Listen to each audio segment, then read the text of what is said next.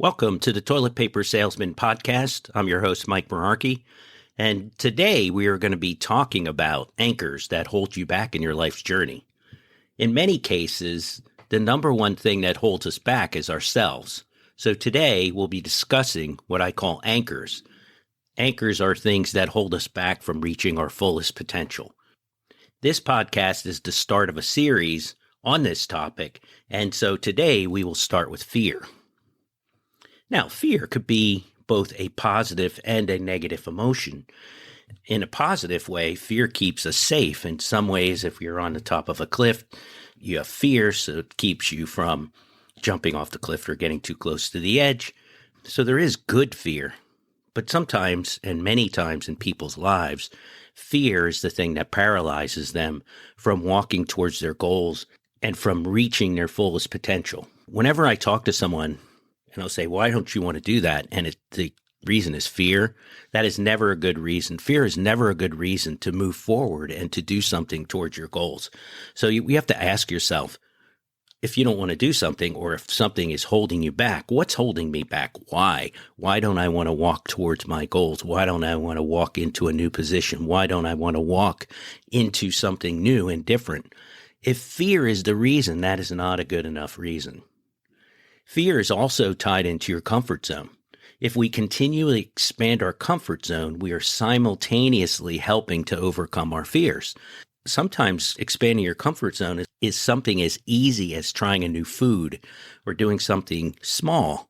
Small steps to expand your comfort zone also remove fear, because as you're expanding your comfort zone, you're removing fear.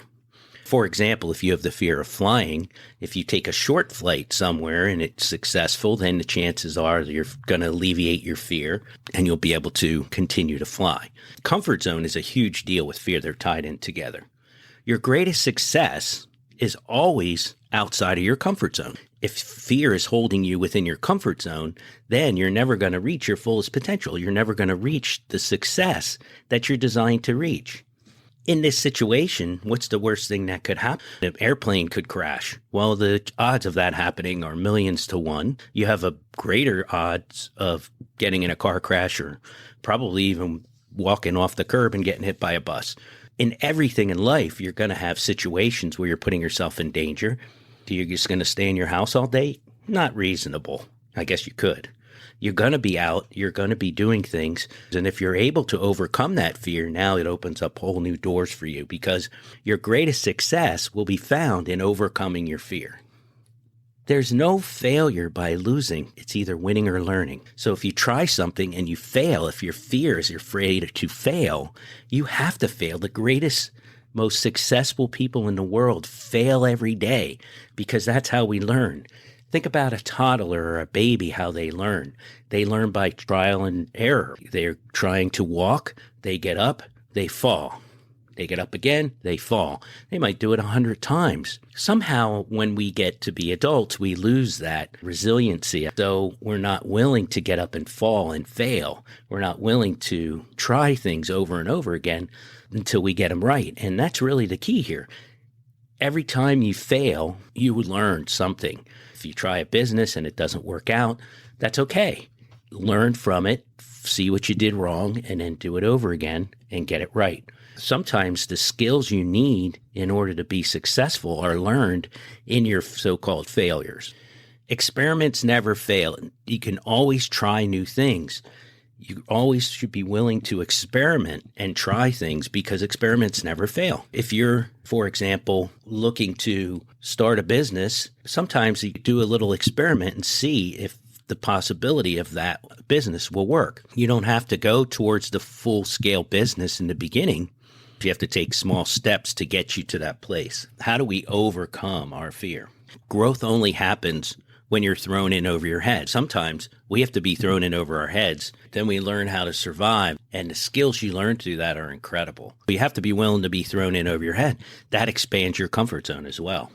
One thing that holds people back is overanalysis. Overanalysis is paralysis.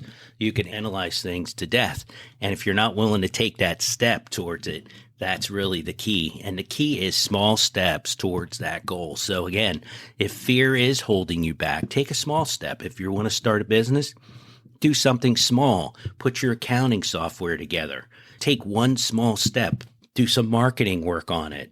Put together a business plan. All those things you can do without actually launching your business. You've got plenty of time. People say, I don't have time. I don't have time. You go, well, look on your phone. How much time are you spending on social media? How much time are you spending watching YouTube videos and things like that? How much time do you spend watching TV? We all have plenty of time to be able to do the things that we need to do. And so instead of watching YouTube videos, put together a business plan. Start working on marketing. Start working on your logo. Start working on all these types of things you can do to launch a business, for example. If you take those small steps, that'll give you the confidence to continue to move forward. Surround yourself with people who will encourage you and not discourage you. And this is a huge deal because many times throughout our lives, we're told things and we internalize those. You're a loser. You'll never amount to anything. You'll never make it. That's a crazy idea. All those things we're being told constantly. You'll never be successful. You don't have the education.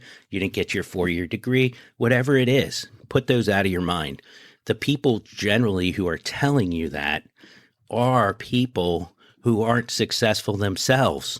And sometimes they'll tell you that because they don't want to see you be successful because that'll make them feel bad, as crazy as that sounds. The example is, during podcast 1, I told you about the story when I decided to go to Votech. So I decided that I'm going to go to Votech. I didn't know any different. And the first class we had after was a math class. And the math teacher was like, well, I guess I'm going to have to teach you guys how to write a check and do a checkbook. In other words, you guys are losers because you're going to Votech and you'll never amount to anything. So I guess I better teach you how to do a checkbook.